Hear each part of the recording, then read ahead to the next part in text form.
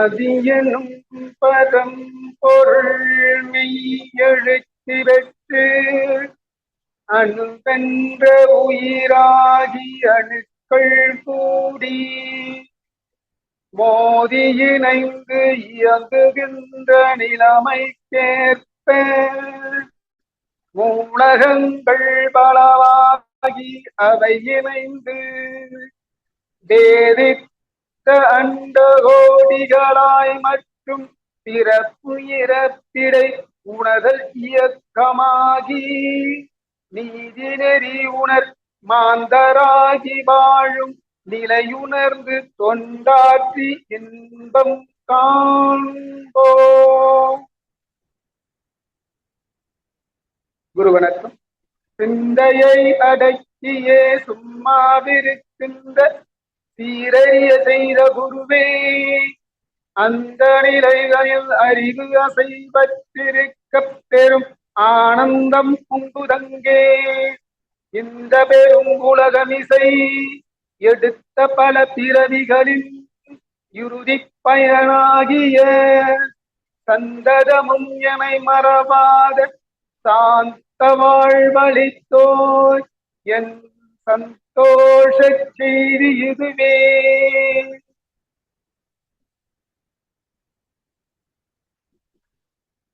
வாழ்க வளமுடன். தமிழ் ஆனந்த யோகம் அனைத்து அன்பர்களுக்கும் பேராசிரியர்களுக்கும் மாலை வணக்கத்தை வாழ்த்துக்குடன் தெரிவித்துக் கொள்கிறேன். வாழ்க வளமுடன். நீங்களும் உங்கள் அன்பு குடும்பம் பூரண ஆரோக்கியத்துடன் வாழ்க வளமுடன். மேடம் சில ரெக்வஸ்ட் எவ்வளவு நேரம் பேசணும் மேடம்? ½ முக்கால் பேசலாங்க. நீங்க வந்து 45 மினிட்ஸ் வரைக்கும் பேசலாங்க. அப்புறமா வச்சுக்கலாங்க. இன்னைக்கு சப்ஜெக்ட் வந்து உண்மையிலேயே கலந்துரையாடல் மாதிரி இருந்தா நல்லா இருக்கும். பட் அது எந்த அளவுக்கு உங்களுக்கு சாத்தியக்கூறிய பேசுவாங்க. அன்பர்கள் எல்லாரும் லைன்ல இருப்பாங்க. கேள்வி கலந்துரையாடல் மாதிரி வச்சுக்கலாங்க. ஏன்னாக்கா இந்த டாபிக் அந்த மாதிரி இயல்பு அப்படின்ற டாபிக் எல்லாருக்கும் கொஞ்சம் வித்தியாசமா இருந்திருக்கும். அந்த டாபிக் என்ன ஒண்ணுமே புரியலையா எப்படின்ற மாதிரி கூட இருந்திருக்கும். ஸோ ஆக இது வந்து கலந்துரையாடல் மாதிரி இருந்துச்சு அப்படின்னா கொஞ்சம் எஃபெக்டிவா இருக்கும்னு என்னோட கருத்து. கண்டிப்பாங்க கண்டிப்பா. சரிங்கம்மா, நல்லது. வாழ்க பக்கம் பண்ணிட்டு நம்ம செய்திக்குள்ள போயிடலாம். நான் அக்குபஞ்சர் பயின்றது வந்து மகிராமலிங்கம் என்பவரும் என்னோட அந்த அக்குபஞ்சர் படிப்பதற்கு தூண்டுகோலா இருந்தவர். மருத்துவம் அவற்றை எடுத்துக்கிட்டோம். அந்த மருத்துவம் எடுத்துக்கிட்டதன் வாயிலாக அவர் தான் நம்மளுக்கு தூண்டுகோலை, இந்த மருத்துவம் கத்துக்கணும்ன்ற ஒரு தூண்டுகோலை ஏற்படுத்தியவர். நான் ஆக்சுவலா படிச்சது வந்து சென்னையில உமர் பாருக்கு போஸ் மீரா, அவங்க 2 பேர் தான் எனக்கு அக்குபஞ்சருடைய ஆசிரியர்கள். ஸோ ஆக கம்பம் அகாடமியில நான் பயின்று தேர்ச்சி பெற்றேன். அதை நான் உங்களுக்கு தெரிவிச்சுக்கிறேன். அதுக்கப்புறம் நம்ம ராணிப்பேட்டையில அக்குபஞ்சர் அகாடமி தொடங்கி ஒரு 5 வருட காலம் கொடுத்துட்டு இப்ப இந்த கொரோனாவால நிறுத்தி வைக்கப்பட்டிருக்கிறது. அதுதான் உண்மைங்க. ஒரு சின்ன மாற்றங்கள் பண்ணிட்டு உள்ள போயிடலாம்னு சொல்லிட்டு. ஸோ அதனால வாழ்க்கை உள்ளப்பட இன்றைய டாபிக் வந்து இயல்பு அப்படின்னு நம்ம கொடுத்துருக்கோம். இயல்புனா என்னன்னு கொஞ்சம் பார்த்துட்டு அதுக்கப்புறம் சில கொஸ்டின் கேட்கறேன். அந்த கொஸ்டின் மட்டும் யாருன்னா ஒருத்தர் பதில் கொடுத்தாலும் சரி, எப்படி பண்ணாலும் சரி. சரிங்க. பதில் கொடுக்க விரும்புறவங்க ஹேண்ட் ரைஸ் பண்ணாங்கன்னா அவங்கள பேசுறதுக்கு அன்மியூட் பண்ணி மைக்கு கிட்ட வச்சு பேசினா நல்லா இருக்குங்க. ரொம்ப தூரத்துல இருந்து பேசுற மாதிரி இருக்குங்க. ஹலோ, இப்ப கேக்குதுங்களா? இப்ப கேக்குது. இப்ப கேக்குதுங்களா? சரி, கிளியரா இருக்கா? இப்ப கிளியரா இருக்கா? அதே மாதிரி உங்க வீடியோ ஆஃப்ல இருக்குங்க. ஓ, வீடியோ ஆன் இல்லையா? Video on. ஓ சாரி, இல்ல நான் ஆடியோ இது நினைச்சிட்டேன். வீடியோ ஆன் பண்ணிட்டேன். இப்ப கிளியரா இருக்குங்க. வீடியோ வரலையே, திருப்பி ஆஃப் ஆயிடுச்சு. இல்ல வீடியோ இங்க ஆன் பண்ணி தான் இருக்கேன். இப்போ ஓகேங்க ஐயா.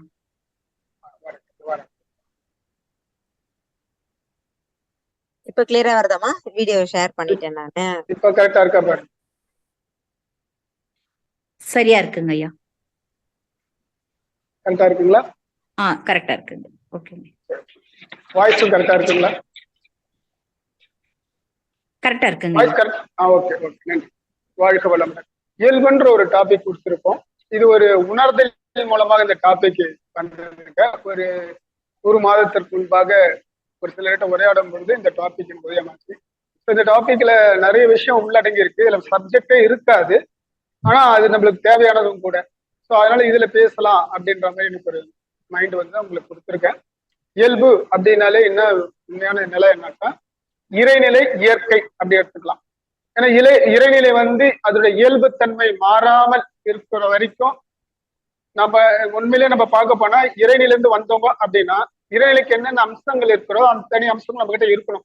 அதுதான் இயல்பு நிலை.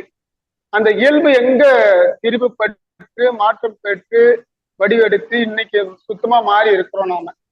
ஸோ அப்ப அந்த நிலைக்கே போகணும் அப்படின்னா அப்ப இந்த இயல்புனா என்னன்னு நம்ம புரிஞ்சுக்கிட்டு அந்த இயல்பு படி இருந்துட்டோம் அப்படின்னாலவே நிறைய விஷயங்கள் நம்ம இறைநிலை அடைவதற்கு நீங்க உண்மையிலே சொல்றேங்க, தவம் செய்ய வேணாம், எக்ஸசைஸ் செய்ய வேணாம், அகத்தாய் செய்ய வேணாம், மௌனம் இருக்க வேண்டாம், எதுவுமே இருக்க வேணாம். இயல்புவா இருந்துட்டீங்க அப்படின்னாக்கா இது எதுவுமே தேவைப்படாது.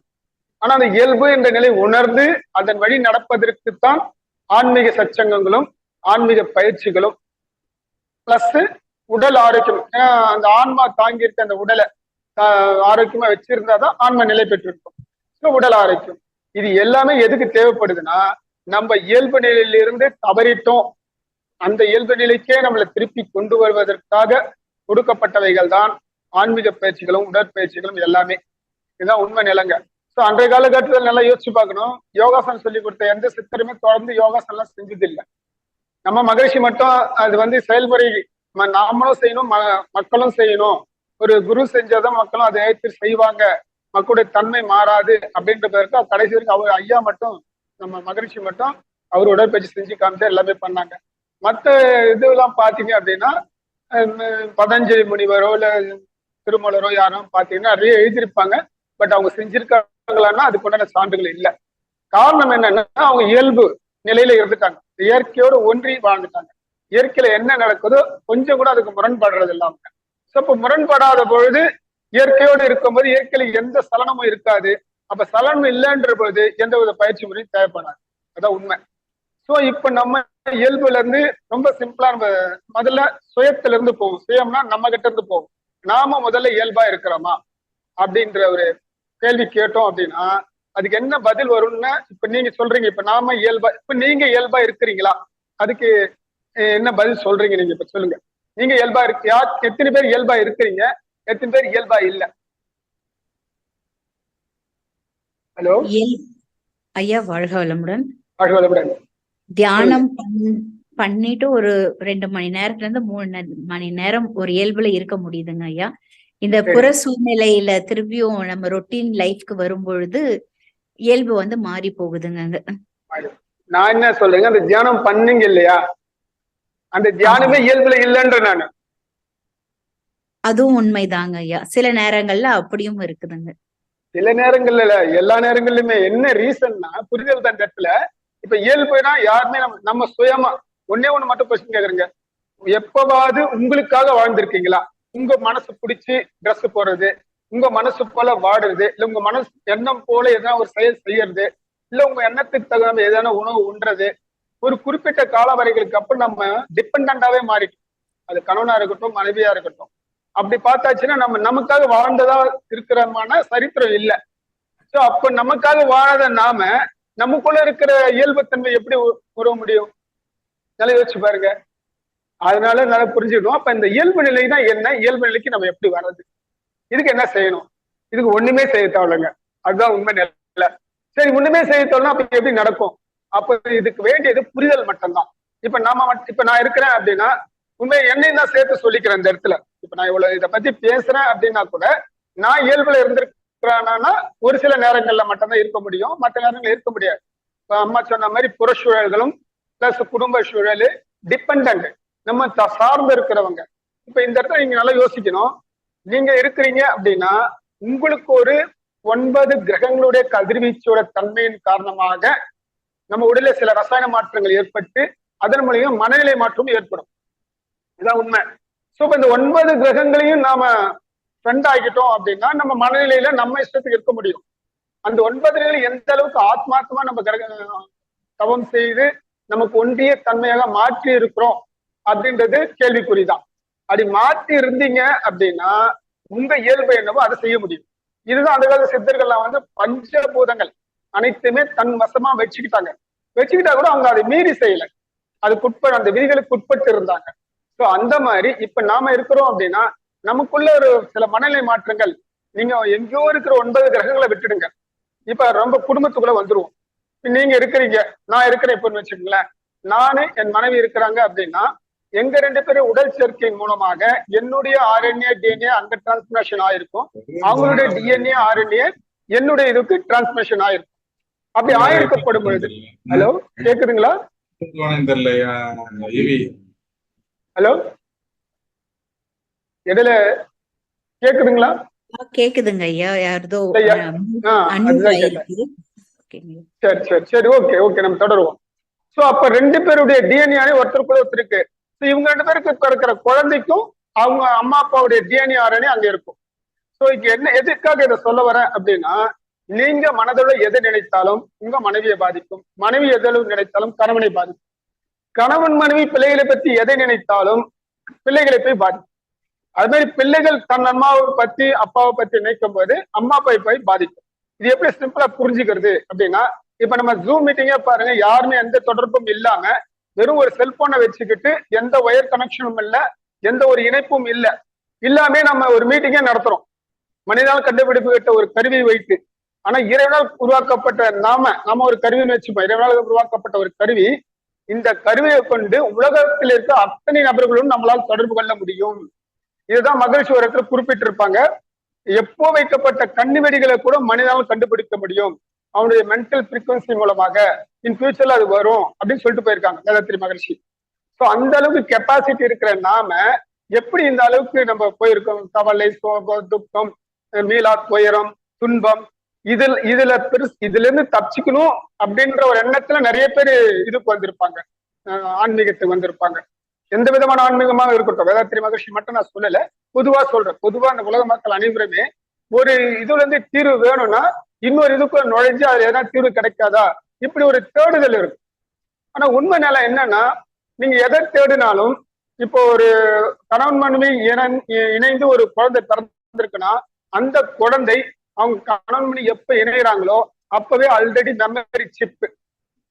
அதே மாதிரி நாம கூட நம்ம தாய் தந்தையர் எப்ப இணைஞ்சாங்களோ அப்பவே நம்ம ஒரு மெமரி சிப், அப்பவே எழுதப்பட்டு விட்டது. இவர்கள் இந்த காலகட்டங்களில் எப்படி இருப்பாங்க, கடைசி வரைக்கும் இவ்வளவு தூரத்துக்கு உயிர் வாழ்வாங்க, இது எல்லா ரெக்கார்டும் அதுல இருக்குது. துன்பப்படுறது, கஷ்டப்படுறது எல்லாமே. சரி சார், அப்ப எல்லாமே அப்படி இருக்குதுன்னா நம்ம எந்த பயிற்சியும் செய்ய வேண்டாமே, அப்ப அப்படியே இருந்துட்டு அது அப்படியே போயிடலாமே, போய் சேர்ந்துடலாமே, எதுக்கு இடையில போயிட்டு கஷ்டப்பட்டு யோகா பண்ணிக்கிட்டு தியானம் பண்ணிக்கிட்டு இப்படி ஒரு சிந்தனை வரும். கரெக்ட், நீங்க கேட்கறது எல்லாமே கரெக்ட். ஆனா நம்ம மனசு என்ன பண்ணுதுன்னா, இப்ப துன்பம் வருது, துன்பத்தை அனுபவிச்சு தீர்க்கணும் அப்படின்னு இயல்பு நிலையில இருந்துட்டீங்கன்னா உங்களுக்கு எதுவுமே தேவையில்லை. ஆனா துன்பம் வந்தா என்ன பண்றோம், மனதளவுல கஷ்டப்படுறோம். அந்த துன்பத்தை நீக்குவதற்கு எதன வழி இருக்குதான் தேடுதல் பண்றோம். அதுக்கு வசம் ஜாதகம், ஜோதிடம், மந்திரம், மாந்திரிகம், தியானம், இப்படி நிறைய தேடி போறோமே. தேடி போகாம சரி இது என்னுடைய கர்மா, நான் கழிச்சுக்கிறேன், இந்த துன்பத்தை அனுபவிச்சுக்கிறேன் அப்படின்னு சொல்லிட்டு யாரும் நிலைநிறுத்திக் கொள்வது இல்லை. ஏன்னா நம்ம மனித மனம், நம்ம ஒரு டிபெண்டன்ட்டுக்குள்ள இருக்கும்போது இது நம்ம இப்படி இருக்கிறோமே, அவங்களுக்கு எல்லாம் கஷ்டமா இருக்கு, அதை எப்படி ஏதோ ஒண்ணு மற்றவங்களை சார்ந்துதான் நம்ம எல்லா வேலையும் செஞ்சுட்டு இருக்கோமே கண்டி நமக்காக செஞ்சிருக்கோமானா கண்டிப்பா கிடையாது. அப்ப நம்ம இயல்பு நிலை எப்படி உணரலாம் அப்படின்னா, இப்ப நீங்க இருக்கிறீங்க, உங்க பிள்ளைங்க எதாவது சேஷ்டை பண்றாங்கன்னா நீங்க தூரம் இருந்து அமைதியா பார்க்கக்கூடிய நிலையில இருக்கணும். நீங்க அவங்களை திருத்துறன்னு நினைச்சுக்கிட்டு அவங்களை கத்துறதோ அவங்களை திட்டுறதோ ரொம்ப சிம்பிள். இது கொஞ்சம் கஷ்டம்தான், இருந்தாலும் உண்மையிலே யோசிச்சு பார்த்தீங்கன்னா இதான் உண்மை நிலை. ஏன்னா அந்த ஜீவனுக்குன்னு ஒரு ஃப்ரீக்வன்சி இருக்கு, நமக்கு ஒரு ஃப்ரீக்வன்சி இருக்கு. இந்த 2 ஃப்ரீக்வன்சி மேட்ச் ஆகுமா அப்படின்னா, அப்படி மேட்ச் ஆயிடுச்சுன்னா அந்த குடும்பத்துல எக்ஸலண்ட் ஃப்ரீக்வன்சி இருக்கும். எப்படின்னா கணவன், மனைவி, பிள்ளைகள் 2 பேர், மொத்தம் 4 பேர் வச்சுப்போம். இந்த 4 பேரும் ஒத்த கருத்தா இருந்தாங்க அப்படின்னா அங்க அந்த வீட்டுக்குள்ள இருக்கிற வைப்ரேஷன் வித்தியாசமா இருக்கும். அதான் உண்மை. அவங்க தவங்கமா எதுவுமே பண்ண தேவையில்ல. 4 பேரும் ஒரு பாண்டிங்கா இருந்தாங்கன்னா ஒருத்தருடைய பவர் இன்னொருத்தருக்கு டிரான்ஸ்பர்மேஷன் ஆகி 4 பவருடைய பவர் ஒரு பாண்ட் ஆச்சுன்னா அந்த ஒரு பாண்ட் வந்து டோட்டல் பவரை வந்து கிரியேட் பண்ணும். ஆனா அப்படி இருக்கிறதுக்கு வாய்ப்பு இருக்கான்னா கண்டிப்பா இல்ல. ஏன்னா பிறக்கும் காலங்களில் கிரக நிலைகளை கதிர்வீச்சு வேறுபடுது, ஒரு பிள்ளைக்கும் இன்னொரு பிள்ளைக்கும், அதே மாதிரி கணவன் மனைக்கும் வேறுபடுது. அவங்களோட கர்மான்னு ஒண்ணு இருக்குது, ஸோ இவ்வளவு விஷயங்கள் இருக்கும்போது ஒருத்தருக்குள்ள ஃப்ரீக்வன்சி வேறுபடுறதுனால ஒருத்தருக்குள்ள சின்ன முரண்பாடுகள் வருகிறது. இந்த முரண்பாடு தான் பின்பு அது கவலையாகவும் சோகமாகவும் சண்டையாகவும் சச்சரவாகவும் விருப்பத்தின் பேரில் விருப்பம் இல்லாத போறதும் இந்த மாதிரி விஷயங்கள் நடக்குது. ஆக நம்ம என்ன புரிஞ்சுக்கணும்னா, இப்ப நம்ம வீட்டுல ஒருத்தர் வந்து நான் முதல்ல குடும்பத்தை வச்சு சொல்லிட்டு வரேன். ஃபர்ஸ்ட் நம்ம குடும்பம் எடுத்துக்கிட்டீங்க அப்படின்னா மனைவி பிள்ளைகள்னா பிள்ளைகள் வழி தவறி போகிறாங்க அப்படின்னா அப்ப நம்ம வழிகாட்டுதல் செய்யணும். வழிகாட்டுதல் செய்யப்படும் பொழுது அவர்கள் முரண்படுறாங்க அப்படின்னா அவங்களுக்கு தகுந்த முறையை சொல்லுவதற்குள்ள இயல்பு நிலையை தேட வேண்டும். இப்ப நேரா போயிட்டு நீங்க ஒருத்தரை போயிட்டு ஒண்ணு ரொம்ப சிம்பிளா சொல்றேன், உங்க மகன் வந்து உங்களுக்கு தெரியாம சிகரெட் பிடிக்கிறாரு அப்படி வச்சுப்போம், அது கெட்ட பழக்கம். ஸோ அப்ப நம்ம பார்த்துட்டா கண்டிப்பா அதை திருத்தக்கூடிய நிலையில இருக்கிறோம். அப்படின்னும் போது டைரக்டா கூப்பிட்டு அவனை வந்து நீங்க அட்டாக் பண்ணீங்க அப்படின்னா இன்னும் மறைமுகமா பிடிக்கதான் செய்வார கண்டி அதுல திருந்துவாரன்னா திருந்த மாட்டாரு. அப்ப திருந்துவதற்கு என்ன வழி சொல்லலாம் அப்படின்னா, நீங்க அதை சுத்தமா கண்டுக்காம இருந்துட்டு சிகரெட் பிடிப்பதுனா என்னென்ன தீங்கு விளையும் அப்படின்னு மட்டும் சொல்லி பார்த்தீங்கன்னா அதன் மூலியமா பயன்படுத்தணும். அவர் சிகரெட் பிடிச்சா உங்களுக்கு தெரியாது, ஆனா அதுக்கு மேலா சிகரெட் பிடித்தவர்களுக்கு கேன்சர் வரும், வாயில புண்ணு வரும், சாப்பிட முடியாது, அதுக்கப்புறம் முகம் முக அகூரமாயிடும், ஒரு சாமிங்கா இருக்காது, ஒரு இன்ப நிலை இருக்காது, ஆனந்த நிலை இருக்காது, இப்படி நிறைய விஷயங்களை சொல்லி அதன் மூலமாக பயன்படுத்தலாம். அப்படி பயன்படுத்தும் போது அவங்க உள்ளுக்குள்ள ஐயோ நம்ம பண்ணது அம்மாவுக்கு தெரியாதவங்களுக்கு தெரிஞ்சுச்சா என்னன்னு தெரியல, அப்படி ஒரு நெருடல்ல இருப்பாங்க.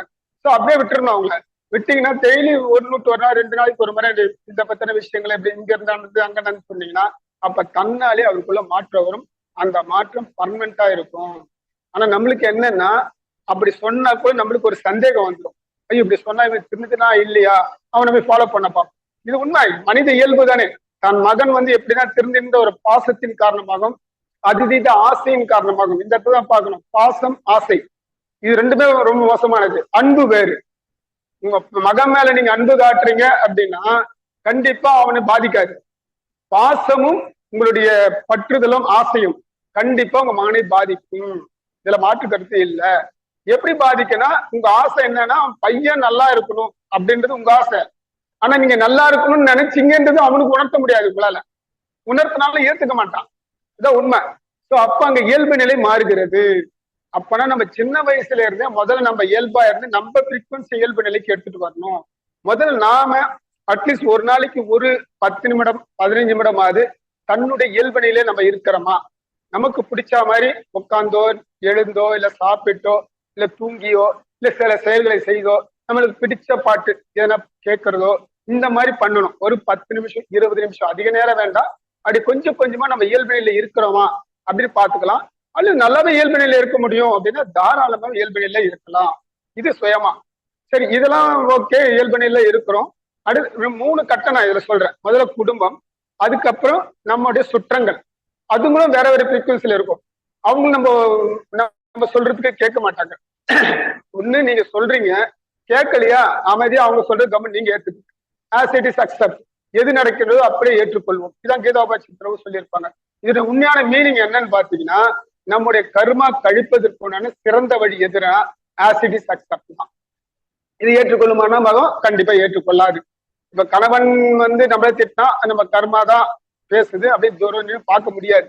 நம்ம மனுஷனும் நம்ம வாயிலிருந்து 2 வார்த்தை வந்துடும். ஸோ இவங்க 2 வார்த்தை விட அவங்க 2 வார்த்தை விட அப்ப மல்டிபிளேஷன் தான் ஆகுது. இது மாதிரி தான் எல்லா நேரங்களிலும் ஆயிக்கொண்டிருக்கிறது. அப்போ இது வந்து குடும்பத்துல ஃபர்ஸ்ட், அப்புறம் அடுத்த ரவுண்டு வந்து நம்ம சொந்தங்களுக்கு அடுத்த ரவுண்டு நம்முடைய ஃப்ரெண்ட்ஷிப்பு, அதுக்கு அடுத்த ரவுண்டு வந்து சமுதாயம். ஸோ இந்த 3 லேயர்லயும் நம்ம இயல்புத்தன்மை காக்க முடியுமானா கண்டிப்பா காக்க முடியாது. அப்பனா இந்த இயல்புத்தன்மை காப்பதற்கு ஒரு பயிற்சி முறை தேவைப்படுது, அது ஆன்மீகம். அந்த ஆன்மீகத்துக்குள்ள வந்தாலும் நம்ம இயல்பா இருக்கிறோமானா கண்டிப்பா கிடையாது. ஒரு சின்ன உதாரணமும் இல்லை, உண்மையான நிகழ்வே சொல்றேன். இப்போ நம்ம பொதுவா தீட்சை எடுத்துட்டா நம்ம மட்டன் சிக்கன்லாம் சாப்பிடக்கூடாது, புலால் மறுத்துடணும் அப்படின்னு நம்மளுக்கு சொல்லி அனுப்புவாங்க. ரொம்ப உண்மை அதுதான். இப்போ நான் வந்து ஆக்சுவலா எண்ணி சாப்பிட்டு ஆள் தாங்க. அப்புறம் தீட்சைலாம் எடுத்துட்ட பிறகு நம்ம விட்டுறணும் அப்படின்னு சொல்லி நான் இப்போ அர்ப்பணத்தில் வேலை பார்த்துட்டு இருக்கேன். அப்போ ரூம்ல வந்து ஃப்ரெண்ட்ஸ் எல்லாம் என்ன பண்ணாங்க, மீன் வந்து நல்லா ஃப்ரை பண்ணி சூப்பரா சாப்பிட்டுட்டு இருக்காங்க. அவங்க போய் நான் அது வேண்டாம் சொல்லிட்டு ரச சாதம் சாப்பிட்டுட்டு இருக்கேன். இதான் உண்மை, இது உண்மையா நடந்த நிகழ்வு. வேண்டாம் வேண்டாம்னு சொல்றேனே கண்டி, ஏற்கனவே என்கிட்ட அந்த பதிவு அந்த ருசி எல்லாமே என்ன ஆகுது, என் மனசுக்குள்ள அது சாப்பிடணும்னு தோணுது. ஆனா அவங்களுக்குள்ள நான் என்ன பண்ணிட்டேன், நான் தீட்செல்லாம் எடுத்திருக்கேன், எனக்கு வேண்டாம் அப்படி மேல் பூச்சா சொல்லிட்டே இருக்கேன். அப்படி யோசிப்பாங்க, சரி நீ வெளியே பேசுற, வெளி வேஷம் போடுற, ஆனா இன்டர்னல்ல நீ மாறி இருக்கியா? இன்டர்னல் அதை லைக் தானே பண்ற. அப்போ நீ வேணான்னு சொல்றதுக்கும் இன்டர்னல்ல நீ வேணும்னு அதை ஆசைப்பட்டு இருக்கிறதுக்கும் ரெண்டும் ஒண்ணுதான். என் மனசாட்சி என்ன உறுத்துச்சு. சரி பார்த்தேன், சரி அப்ப இது முரண்பாடா இருக்குது, சரிப்பா நான் எடுத்து சாப்பிட்றேன்னு சொல்லிட்டு என் மனசு கேட்கலன்னு சொல்லி எடுத்து சாப்பிட்டேன். இதான் உண்மை. சாப்பிட்ட உடனே அப்புறம் யோசிச்சு பார்த்தேன், இப்போ இது மாதிரி இருக்கும் பட்சம் இப்ப பிரசன்ட்ல என்ன நடக்குதுன்னா, பயிற்சிகளும் இதையும் இயல்பு தன்மையில இருந்து செஞ்சு செஞ்சு இப்ப உண்மையிலேயே பிரியாணியே வச்சா கூட எனக்கு சாப்பிடல தோணல. இதுதான் உண்மையான மாற்றம். உண்மை நிலை இதுதான். இப்ப யாருமே எண்ணி இப்ப இந்த உலகத்துல யாருமே எண்ணி சாப்பிடாதவங்களுடைய தன்மை இல்லைன்னு நான் சொல்லுவேன். ஏன்னா ஆரம்ப காலங்கள மனிதன் வேட்டையாடிதான் சாப்பிட்டான். அப்ப மட்டன் அந்த இறைச்சியோட தன்மை பதிவு நம்ம ஆழ் மனதில் இருக்குமா இருக்காதான்? இருக்கும், நம்ம கருமையத்தில் இருக்கும். அது மேல நிறைய லேயர்ஸ் நமக்கு தெரியல. அதான் உண்மை. சோ அப்ப அந்த மாதிரி லேயர் இருக்கிறத விட நான் லேயரே இல்லாம பண்றதுக்கு உண்டான விஷயத்தை தான் இயல்புன்னு சொல்றேன். இயல்புக்கு நீங்க எந்த முயற்சியும் செய்ய வேண்டாம். இப்ப சில பேர் சொன்ன தியானம் பண்றீங்க, யாரெல்லாம் துரியாதீத தவம் நல்லா வருது அப்படின்னு கேட்டா எல்லாருமே கை ரைஸ் பண்ணேன், நான் நல்லா பண்றேன் சார், நான் நல்லா, எனக்கு நல்லா சூப்பரா வருது சார் அப்படின்னு சொல்லுவீங்க. அப்படி சொன்னாலே நீங்க தவம் பண்ணலன்னு அர்த்தம். இதான் உண்மை. சூப்பரா இருக்குது அப்படின்னாலே நீங்க விழிப்பு நிலை, அதாவது தன்னிலை மறந்த நிலை தான் தியானம். தன்னை மறந்த நிலை. இதுக்கு நீங்க செய்ய வேண்டியது என்னன்னா, ஒண்ணுமே செய்ய வேணாம், அமைதியா போய் உட்காருங்க. அமைதியா உட்காந்தீங்கன்னா உங்களை அறியாமலேயே ஒரு நாள் உங்களை தன்னை மறந்த நிலை ஏற்படும். அதுக்காக உங்களை என்ன சொல்றாங்கன்னா, உட்காந்து இந்த தாக்கணியை கவனிங்க, தூரியத்தை கவனிங்க, ஒரு பாயிண்ட் கொடுக்குறாங்க. ஏன்னா மனசை எதனா ஒரு வேலை கொடுக்குறாங்கன்னா அது பாட்டு அலைஞ்சிட்டு இருக்கும். அந்த வேலை கொடுக்கணுன்றதுக்கோசம் ஒவ்வொரு சென்டர்ல உங்களை நினைக்க சொல்றாங்க. ஸோ அந்த சென்டரையும் நினைச்சிட்டு அந்த சென்டர் மேல கவனம் வச்சுட்டு அமைதியா இருந்தா போதும். அந்த சென்டர் மேல கவனம் வச்சாலும் அந்த சென்டர்ல இருக்க பதிவு வெளிப்படும். வெளிப்பட்டா அது சினிமா மாதிரி நீங்க பார்க்க கத்துக்கணும். அப்படி பார்க்க என்ன ஆகுன்னா, அதுல இருந்து வெளியேறும் அந்த அலைகள், அந்த ஃப்ரீக்வன்சி பார்த்துட்டு அமைதியா சரி எவ்வளவு இருக்குதோ வா வா வான்னு சொல்லிட்டு நீங்க கூப்பிட ஒரு ஃப்ரீக்வன்சியா வெளியே அந்த இடத்துல எம்டி ஸ்பேஸ் வரும். அந்த எம்டி ஸ்பேஸ் தான் நிசபற்ற நிலை, அதாவது சலனமற்ற நிலையை ஏற்படுத்தும். அப்ப சலனமற்ற நிலை ஏற்படும் பொழுதுதான் உங்களை அறியாமல் உங்க தன்னை மறந்த நிலை வரும். அது ஒரு செகண்ட் வந்தா கூட போதுங்க. அதான் தெய்வ நிலை சொல்றது. உங்களை மறந்த நிலை எனக்கு உண்மையிலே வந்ததுங்க. ஆழியார்ல விஷன் கிளாஸ்ல இருக்கும் 5வது பேட்ச். இன்னொரு தகவலை இங்க சொல்லிடுறேன், நான் மகரிஷிட்ட நேரடி தீட்சை எடுக்கல, ஆனா மகரிஷியோட 5வது பேட்ச் அவர் நேரடி வகுப்பு அட்டன் பண்ணிருக்கேன். அவர்கிட்ட நேரடி தீட்சை எடுக்கல. அதுக்குள்ள சுசிலாமூர்த்தி அவங்கதான் எனக்கு இன்னைக்கு நான் இந்த அளவுக்கு பேசுறேன் அப்படின்னா கோயம்புத்தூர்ல இருக்கிறாங்க சுசிலாமூர்த்தி சொல்லிட்டு, அவங்க மூலியமா தான் தீட்சை எடுத்துக்கிட்டு பயிற்சி எல்லாம் பெற்றது. சுசிலாமூர்த்தி மட்டும் இப்ப காலம் ஆயிட்டாங்க. இருந்தாலும் அதுதான் உண்மை நிலை. ஸோ அப்ப அங்க இருந்த பொழுது என்ன ஆச்சுன்னா, ஒரு வாட்டி அழகராமன் கிளாஸ் எடுத்துட்டு போறாங்க. அப்ப 6 மணிக்கு மேல அங்க தியானம், 6ல இருந்து 6 வரைக்கும் தியானம். 6:30 மேல உணவு அருந்து விட்டு ரூமுக்கு போயிடணும். ரூம் போயிட்டு இரவு நிறைய பணி கொடுத்துருப்பாங்க, அசைன்மெண்ட்லாம் அதெல்லாம் எழுதணும். ஸோ உட்காந்துட்டு என்ன அறியாமல உட்காந்துட்டு இருக்கிறேன். என்னால முழிக்க முடியல, ஏஞ்சிக்க முடியல, எந்த நிலையும் இல்லை. அப்படியே அமைதி சப்த நிலை ஆயிடுச்சு. அப்போ எல்லாரும் போயிட்டு இருக்க, எல்லாம் ஒரு மாதிரி ஃப்ரீக்வன்சி போற மாதிரி தெரியுது. யாரோ போறாங்கன்றதான் தெரியுது கண்டி, கிளாஸ் முடிஞ்சு போகுது அப்படின்றதான் எனக்கு உணர்த்துக்கு வரல. நானா முழிச்சு பார்த்தா கிளாஸ் காலியா இருக்கு. அப்புறம் தான் நினைச்சேன். அதுக்கப்புறம் நான் வெளியே வந்தபோது கல்லுண்டவனை போன்னு சொல்லிட்டு சித்தர்கள்லாம் சொல்லுவாங்க. நான் பாட்டு சிரிக்கிறேன், ஒரு சந்தோஷமா இருக்குது, சாப்பிட தோணல. இது உண்மையா ஏற்பட்ட நிலை, என்னுள்ள ஏற்பட்ட, இன்னும் அந்த நிலை இன்னும் மறுபடியும் வரலைங்க. ஏன்னா இறைவன் ஒரு வாட்டி காட்சி கொடுப்பாருன்னு சொல்லுவாங்க இல்லையா, அந்த மாதிரி எனக்கு அந்த காட்சி அந்த நிலை கிடைச்சிதுங்க. ஸோ அப்புறம் தான் உணர்ந்தேன், ஓ இதுதான் சொல்றாங்க போல சித்தர்கள் எல்லாம். ஆனா நம்மளால அதை உணர்த்த முடியல. அந்த சந்தோஷத்தையும் அந்த உணர்வினையும் என்னால் திருப்பி உணர்த்த முடியல. மறுநாள் போய் உட்காந்து அதே மாதிரி வருமானு பார்த்தா வரல. ஏன்னா நம்மளுக்கு அந்த ஆசை வந்துருது இல்லையா, அதே மாதிரி வரணும், அதே மாதிரி இருக்கணும் அப்படின்ற ஒரு பற்றுதலுக்கும் ஆசைக்கும் இதுக்கும் உட்பட்ட தொட்டு அந்த நிலை வரல. அன்னைக்கு எதுவும் நான் அமைதியா அசால்ட்டா உட்கார்ந்த போது தன்ன நிலை வந்து. அந்த மாதிரி நம்ம தியானம் பண்ணும் பொழுது இயல்பு, நீங்க ஒரு இடத்துல உட்காடுறீங்க, உட்கார்றது மட்டும்தான் உங்க நிலையா இருக்கணும். நிலையா உட்கார்றதும் முதுகிறது ஸ்ட்ரைட்டா வைக்கிறது மட்டும்தான். மனதளவுல நீங்க என்ன வருதோ சும்மா கவனித்தால் போதுமானது. அந்த கவனித்தல் மூலமாக கொஞ்சம் கொஞ்சம் கொஞ்சம் கொஞ்சமாக அந்த ஃப்ரீக்வன்சியோட டென்சிட்டி குறைந்து அப்ப உங்களுக்கு தன்னை மறந்த நிலையோ இல்ல நிசப்தமற்ற நிலையோ சலனமற்ற நிலையோ ஏற்படுத்தும். முக்கியமா சலனமற்ற நிலை அதுதான் சொல்லணும் கரெக்டா. ஸோ அப்ப இயல்பு நிலையில இருக்கணும். இப்ப இயல்பு நிலையில இருக்கணும்னா தவம் பண்ணணும் அப்படின்னா அப்ப தவத்துல எதுவும் வரக்கூடாதுன்னா அதுக்கு முந்தைய நிலை உண்மையிலே மகரிஷி சொல்றது என்ன சொல்லுவாங்கன்னா, எக்ஸசைஸ் செய்யும் பொழுது நீங்க தியானம் கூட பண்ணதால எக்ஸசைஸ் மட்டும் பண்ணாலே போதும், உங்களுக்கு அதுவே நிறைய விஷயங்களை கொடுக்கும்னு சொல்லியிருப்பாங்க. ஆனா நான் என்ன உணர்ந்துகிட்டேன் அப்படின்னா, தியானத்திற்கு முக்கியமா அச்சாரமா இருக்கிறது என்னன்னு கேட்டீங்கன்னா, நம்ம அது பெருசாவே எடுத்துக்கிறது இல்லை. அதை நம்மளும் என்ன பண்ணா ஒரு பயிற்சி முறையா வச்சுக்கிறோம். அந்த மாதிரி இருக்கக்கூடாது.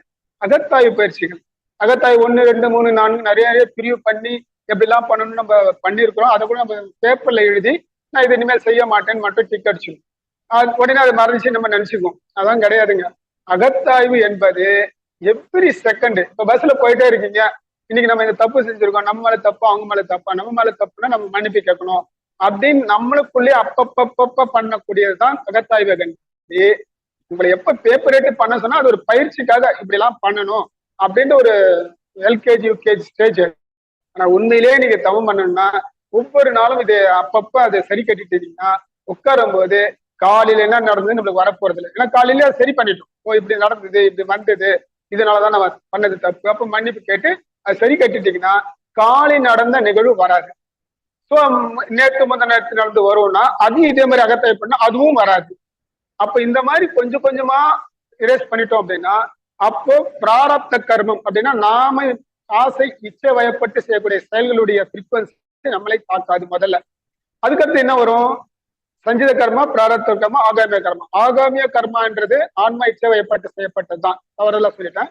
பிராரப்த கர்மான்றது நம்மளுக்கு முந்தைய நிலையில நம்ம முன்னோர்கள் செய்த பிராரப்த கர்மா. அதுக்கு முன்னாடி இருக்கிறது சஞ்சித கர்மா. சஞ்சீதத்தை நம்ம தொட முடியாது. அடுத்து பிராரப்தம் வெளிப்படும். அது வெளிப்படும் போது அமைதியா நீங்க சினிமா மாதிரி பார்த்தீங்கன்னா அதுவும் ஒரு காலகட்டத்துல எரேஸ் ஆகி போயிடும். அப்போ உங்களுக்கு ஒரு சலனமற்ற நிலை, ஒரு சலனமற்ற நிலையுடைய ஃப்ரீக்வன்சி வித்தியாசப்பட்டுக்கிட்டே வரும். இதுதாங்க உண்மையிலேயே நீங்க வந்து தியானத்துக்குள்ள போறது. இதெல்லாம் இப்போ நீங்க வந்து துரியம் நல்லா வருது, எனக்கு சுருக்குன்னு குத்துது அப்படிலாம் நீங்க நினைக்கிறீங்க இல்லையா?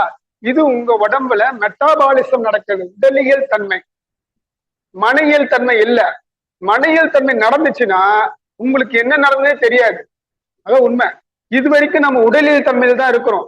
நீங்க மனசு அங்க குவிக்கும் போது மனசை ஒரு இடத்துல குமிச்சா காந்த சக்தி அதிகமாகும் அப்படின்னு சொல்றாங்க. அப்ப காந்த சக்தி அதிகமாகுதுன்னா அப்ப துரியத்துல பீனியல் கிளாண்டு ஆக்டிவேட் ஆகும். ஆக்டிவேட் ஆகும்போது சில இயக்கங்களை கொடுக்கும் அந்த பீனியல் கிளாண்டு. அல்லது சுரப்பி சுரக்கலாம், அந்த சுரப்பி ஸ்ப்ரெட் ஆகலாம், அந்த சுரப்பி சுரக்கும் போது ஒரு உணர்வு ஏற்படலாம். எந்த உணர்வை தான் நம்ம இவ்வளவு நாள் தவம் நினைச்சிட்டு இருக்கோம், துரியம் நல்லா வந்துருச்சுன்னு நினைச்சிட்டு இருக்கோம். தயவுசெய்து புரிஞ்சுங்க. இப்ப நான் சொல்றது எல்லாமே நான் உணர்ந்த நிலை. இதுல தவறு இருந்தால் தயவு செய்து எனக்கு சுட்டி காட்டுங்க. இதான் உண்மை. சோ அந்த மாதிரி ஒவ்வொரு சென்டர்லயும் மனத்தை குவிக்கப்படும் பொழுது அந்த சென்டர்ல இருக்கக்கூடிய சுரப்பி இயக்கப்படுகிறது. அந்த இயக்கத்தின் உணர்வு நிலைதான் நாம தவம் நினைச்சிட்டு இருக்கோம். அந்த உணர்நிலை தவம் அல்ல, அந்த ஹார்மோனை சுரக்க செய்யக்கூடிய இயக்கத்திற்குண்டான இயக்க நிலை.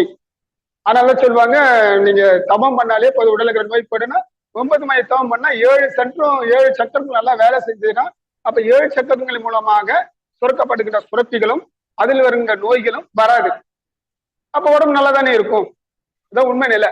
ஸோ அப்போ நம்ம என்ன பண்ணலன்னா நம்மளால முடிஞ்ச அளவுக்கு நம்ம வீட்டுல யாரு சண்டை சச்சரவு முரண்படுறாங்களோ, முரண்படும் போது நீங்க என்ன முரண்படுறாங்க அப்படின்னாலே அவங்க முரண்படல, உங்களை வந்து ஒரு தூண்டுதல், உங்க கர்மா வெளிப்பட்டு அவங்கள அந்த வேலை செய்ய வைக்குது. இதான் எல்லாருக்குமே இதாங்க உண்மை நிலை. இப்ப நான் இருக்கிறேன் அப்படின்னா எனக்கு ஊர் பேர் தெரியாதவன் திடீர்னு வந்து திட்டிட்டு போவான். திட்டிட்டு போறானேன்றதுக்கோசம் அவன் யார் ஊர் பேரே தெரியல என்னையாண்டா திட்டான்னு சொல்லி நான் கோபப்பட்டேன்னா கஷ்டம். இதே நீங்க இயல்பு நிலையிலிருந்து யோசிச்சீங்கன்னா சும்மா இருக்கிறவங்க வந்து நம்மளை வந்து திட்டுறதுக்கு வாய்ப்பே இல்லை. நம்முடைய ஃப்ரீக்வன்சி, நம்மளுடைய ஆழ்மனதில் இருக்க கர்ம வினைப்பயனே தேகம் கண்டாய்ன்னு சொன்னான். வினைப்பயன் இருந்தாதான் உடம்பே வரும். அப்ப உடம்பு வருதுன்னா எதுக்குன்னா வினைப்பயனை கழிப்பதற்காக. வினைப்பயனை கழிக்கப்படும் போது அந்த வினை வெளியேற்றம் எப்படி இருக்கும் அப்படின்னா உடலிலே நோய், உள்ளத்திலே கலங்கம், இந்த 2 விஷயமா வெளிப்படும். அப்போ உள்ளத்துல உடல்ல நோய் வந்தா இவன் தாங்கிப்பான் அப்படின்னா இவனை எப்படி வந்து துன்புறுத்தி அந்த பாவத்தை கழிக்க வைக்கிறது அப்படின்னு யோசிச்சு பாத்தீங்கன்னா இது மனதின் மூலமா துன்பத்தை கொடுக்கும். இப்ப யாரோ ஒருத்தவங்களை திட்டனா உங்களுக்கு கோபம் வருமா வராதா? கண்டிப்பா கோபம் வரும். சோ இப்ப கோபத்தின் மூலமாக உங்க 2 பேருக்குள்ள எடுக்கிற பிணைக்கின் மூலமா நீங்க கஷ்டப்படுவீங்க, துன்பப்படுவீங்க. அன்னைக்கு போல இவன் இப்படி திட்டிட்டு போயிட்டான்னு கருவிட்டே இருப்போம். இதெல்லாம் நடக்கும். சோ அப்போ உண்மையிலே நிலை என்னன்னா, நமக்கு எந்த ஒரு துன்பங்கள் வந்தாலும், எந்த ஒரு நோய் வந்தாலும் அதுக்கு முழுக்க முழுக்க காரணம் நாம மட்டுமே அப்படின்ற ஒரு இயல்பு தன்மை நம்ம கிட்ட இருந்துச்சுன்னா, நமக்கு ஏற்படுகின்ற அனைத்து துன்பங்களுக்கும், கஷ்டங்களுக்கும், துயரங்களுக்கும், துக்கங்களுக்கும் நாம் மட்டுமே பொறுப்பு, நம்ம கர்மா மட்டுமே பொறுப்பு, நம்ம மூதாதையர்கள் மட்டுமே பொறுப்பு அப்படின்ற நிலையில இயல்பா நீங்க அதை உணர்ந்துட்டீங்க அப்படின்னா, கண்டிப்பா ஆஸ் இட் இஸ் அக்செப்ட்ன்ற ஒரு அந்த மீனிங்க்கு உடந்தை ஆயிடுவீங்க. அதுக்கு எந்த அளவுக்கு நீங்க உடன்பட அந்த வாழ்க்கை அதுக்காக மாறிடும். மாறப்படும்போது அதுல இருந்து ஒரு இன்பம் வரும் பாருங்க, அந்த இன்பம் தான் உண்மையான இன்பமா இருக்கும். அப்ப நீங்க இயல்பு நிலையில இருக்க தன்னை அறியாமலே தவத்தில இருந்து எல்லாமே இயல்பா கிடைக்கும். அந்த இயல்பு நிலை இருக்கும் பொழுது இயற்கை நம்மோட ஒன்ற ஆரம்பிக்கும். இயற்கையை ஒட்டிய வாழ்தல் அப்படின்னு சொல்லுவாங்க. அதான் உண்மை. அப்ப இயற்கையை ஒட்டி வாழுறது அப்படின்னாக்கா நம்ம மரம் செடியெல்லாம் கொடியெல்லாம் வளர்த்து அதுக்கு இடையில போய் வாழறது அல்ல. இயற்கையில என்ன குணாதிசயம், இயற்கைக்கு என்ன குணாதிசயங்கள் இருக்கிறதோ, அன்பு, கருணை, அதுக்கு உதவி செய்தல், பிற துன்பத்தை பார்த்து அதற்கு உதவி செய்தல், இந்த மாதிரி எல்லாம் இருக்கும் இல்லைங்களா இயற்கையுடைய தன்மை. இயற்கை தன்மையில இது ஒரு பக்கம் இருந்தாலும் இன்னொரு பக்கம் அதே இயற்கை சீற்றமும் கொள்ளும். எப்ப சீற்றம் கொள்ளும்? இப்ப நடந்திருக்க பூகம்பம், எரிமலை வெடிக்கிறது, இதெல்லாம் இயற்கை சீற்றம். எதனால? இயற்கையே நம்ம இயற்கையே நம்ம அழிக்க ஆரம்பிச்சு. அப்ப அந்த அழிவு ஓரளவுக்கு தான் தாங்கும். அதை மீறி போகும்போது அந்த இயற்கையும் சீற்றம் கொள்ளும். அந்த மாதிரி நடக்கும். சோ அப்ப அந்த இயற்கை சீற்றம் கொள்ளுது அப்படின்னா உலக மக்கள் அனைவருமே அதுக்கு காரணம். அப்ப நம்ம என்ன செய்யலாம் அப்படின்னா, முதல்ல நம்ம நினைக்க வேண்டியது இயற்கையை நம்மோட ஒன்றி அதுக்கு முதல்ல வாழ்த்து தெரியும். மகரிஷி அழகா சொல்லியிருப்பாங்க, எதிரிகளுக்கு வாழ்த்துன்னு போட்டிருப்பாங்க. நீங்க நினைச்சீங்க உங்ககிட்ட சண்டை போட்டவங்களுக்கு இல்ல உங்ககிட்ட விரோதம் பண்ணினவங்களுக்கு வாழ்த்து சொல்லணும்னு. அப்படி கிடையாதுங்க. நமக்கு யாரெல்லாம் துன்பம் கொடுக்குறாங்களோ அவங்க நம்ம கர்மாவை வெளியேற்ற வந்த நபர்கள். அவங்க நம்ம எதிரிகள் அல்ல. அவங்க துன்பத்தின் மூலமா நம்ம கஷ்டப்பட்டு அந்த துன்பத்தை அனுபவிக்கிறோம் இல்லையா? அப்ப நம்ம கர்மாவை வெளிப்பட்டு அவங்க ரிஃப்ளெக்ட் பண்ணக்கூடிய விஷயம்தான் அந்த விஷயம். அப்ப நம்ம அவங்கள வாழ்த்தணும். எதுக்கு வாழ்த்தணும்? நம்ம என்னிலிருந்து ஒரு கர்மை கழிப்பதற்கு உதவி செய்த நண்பனே வாழ்க வளமுடன். நண்பரா இருக்கலாம், இல்ல குழந்தையா கூட இருக்கலாம், பெரியவங்களா இருக்கலாம், சின்னவங்களா இருக்கலாம், யாரோ கூட இருக்கலாம். சோ அவங்களுக்கு வாழ்த்தணும். அது நம்ம எதிரியா நினைச்சு அவன் ஐயா சொன்னது உண்மையான நோக்கம் என்னன்னா, நம்முடைய கர்மை கழிக்க வந்த நபர்கள், அவங்களை எதிரியா பார்க்க கூடாது. ஆனா நம்ம மேலோக்கா நம்ம எதிரி அப்படின்னு நினைச்சுக்கிறோம். உண்மையிலேயே உங்க எதிரி தான் உங்களோட உண்மையான நண்பன் அப்படின்னு சொல்லுவாங்க. ஏன்னா உங்ககிட்ட இருக்கிற நெகட்டிவ்ஸ் எடுத்து சொல்லக்கூடிய ஒரே ஆளு எதிரி தான். நம்ம கிட்ட என்னன்னா தீமை இருக்கும், அவன் தான் எடுத்து சொல்ல, நண்பன் எடுத்து சொல்ல மாட்டான். எடுத்து சொன்னா இவருக்கு அவன் மனசு துன்பப்படுது. அப்ப அங்கேயே இயல்பு கெட்டு போச்சு. அப்ப உண்மையான நண்பன் யாருன்னா உங்க எதிரி தான் உண்மையான நண்பன். கொஞ்சம் யோசிச்சு பாத்தீங்கன்னா தெரியும். ஆக நம்ம வாழ்க்கையில ஒவ்வொரு நிலையிலும், அது தவமா இருக்கலாம், எக்ஸசைஸ், இப்ப உண்மையில மனவளக்கலையோட சில விஷயங்களை நான் பார்ப்பேன். இன்னைக்கு உங்களால இது காய்கல்ப பயிற்சி இல்ல உடற்பயிற்சி செய்ய முடியல அப்படின்னா சில பேர் என்ன சொல்லிடுவாங்களோ அப்படின்னு சில பேர் போய் சொல்றதும் உண்டு. சில பேர் அங்க செய்யறதும் உண்டு. நீங்க நல்லா புரிஞ்சுக்கணும். நீங்க உடற்பயிற்சியோ காய்கல்பமோ மண்டத்துல செய்யப்படும் பொழுது கண்டிப்பாக உங்க இயல்பு தன்மையில செய்வீங்களான்னா 100 பேர் செய்யறாங்கன்னா அதுல 90 பேர் கிடையாதுன்னே நான் சொல்லுவேன். ஒரு மெக்கானிக்கலா செய்வீங்க, அவங்களாம் பார்த்துருப்பாங்க, அவங்களுக்காக வேண்டான்ற நான் உங்களுக்காக அங்க கூட ஒரே ஒரு பயிற்சி, கைப்பயிற்சி மட்டும் திருப்தி உங்களுக்காக செஞ்சுட்டு உட்காந்துருக்கு. என்னப்பா நீ அதோட முடிச்சுட்டு, ஆமாங்க எனக்கு இதோட முடிச்சு, இந்த தேர்தலமா சொல்லிட்டு போங்க. ஸோ அப்ப உங்க இயல்பு காய்கல் பயிற்சியும் அதே மாதிரி தான். ஸோ அப்ப உங்களுக்குள்ள அதை திருத்தம் கொடுக்குறாங்கன்னா அப்படியே அதை ஏத்துக்குங்க. ஆமா நான் தப்பா செஞ்சுட்டு இருக்கேன் இவ்வளவு நேரம், அதையும் ஏத்துக்கணும். ஸோ இது உண்மை நிலை. இப்ப நம்ம கிட்ட நம்ம என்ன நினைச்சிருவோம், ஐயோ இது மகிழ்ச்சி கத்துக்கிட்டு நம்ம இத்தனை வருஷம் ஆச்சு உடற்பயிற்சி கூட தெரியலன்னு சொல்லிட்டாங்கன்னா என்ன பண்ணிடுவாங்களோ, நம்ம தப்பா நினைச்சிருவாங்களோ அப்படின்னு நம்ம சொல்றோம். உண்மையிலேயே ஆன்மீகத்துல உங்களுக்கு எவ்வளவு தப்பான விஷயம் உங்களுக்கு நினைக்கிறாங்களோ உங்களுக்கு அத்தனையும் பாசிட்டிவ் தான். ஏன்னா திருத்தம் சொல்லும் போது நீங்க தானே கரெக்ஷன் ஆவறீங்க. நம்ம அந்த நிலைக்கு அப்ப கூட நம்ம அங்க இயல்பா இருக்க மாட்டோம். ஐயோ இவங்க இப்படி சொல்லிட்டாங்களே அப்படின்ற ஒரு சின்ன ஒரு நெருடலாவது நம்ம ஒரு கீறலாவது நம்ம மனசுல வரும். அந்த கீறல் வரக்கூடாது. அப்பனா நீங்க இயல்பு நிலையில இருக்கணும். ஒண்ணு நல்லா புரிஞ்சுக்கணும், உங்க கர்மா வெறும் துன்பத்தை மட்டுமே கொடுக்காது, நல்லதையும் கொடுக்கும். நல்ல கருத்துக்கள் சொல்லக்கூடிய மகான்கள் மகரிஷிகள், இப்ப தமிழ் ஆனந்த யோக ஐயா கூட ஒரு இடத்துல நல்ல, எனக்கு அது ரொம்ப பிடிச்சிருந்தது. நான் போன வாட்டின்னு நினைக்கிறேன், அதுக்கு முந்தின வாட்டி அவருடைய வீடியோல ஏதோ ஒரு ஸ்பீச்ல கேட்ட போது அவர் சொன்னாரு, நான் என் நிலை அறிந்துட்டேனா, என் நிலை உணர்ந்துட்டா இந்த குழுல கூட நான் இருக்க மாட்டேன். அதான் உண்மை நிலை கொடுங்க. ஏன்னா அது உணர்ந்துட்டாங்க அப்படின்னாலே எந்த பாசம் பற்று எதுவுமே இருக்காது. உடனே இந்த குழு விட்டு நீ போயிடுவேன் சொன்னாருங்க. அதான் உண்மை நிலை, அது இயல்பு தன்மைன்றது. இப்ப என்னன்னா அவருக்கு இருக்கு ஒரு பாண்டிங் இருக்கு, இந்த மக்கள் எல்லாம் சரி பண்ணணும், இந்த குழுல இருக்கணும், இந்த குழுல ஒரு அமைப்பு பண்ணி இந்த மகிழ்ச்சிய கருத்தை கரெக்டா கொடுக்கணும், இப்படி ஒரு பாண்டிங் மனசுல இருக்குது இல்லையா? ஸோ அப்ப அவர் இயல்பு நிலையில அவர் உண்மையில எக்ஸலண்டா சொன்னாருங்க. அது எனக்கு ரொம்பவும் பிடிச்சிருந்தது. அது அந்த மாதிரி நிலைக்கு நம்ம எல்லாருமே வந்துட்டோம் அப்படின்னா, உண்மையிலேயே சொல்றேங்க, நீங்க ஒரு குழுமமா எல்லாம் இயல்பு நிலையில இருக்கிற ஒரு 10 பேர் ஒரு இடத்துல இருக்கிறாங்கன்னா, அவங்க எந்த வாழ்த்து போட்டாலும் எந்த வார்த்தையை உதிர்த்தாலும் அது இமீடியட்டா நடக்கும். அதான் உண்மை நிலை. இப்ப நம்ம துரியத்துல இருந்தெல்லாம் வாழ்த்து போடணும் அப்படிலாம் சொல்றோம், கரெக்ட்.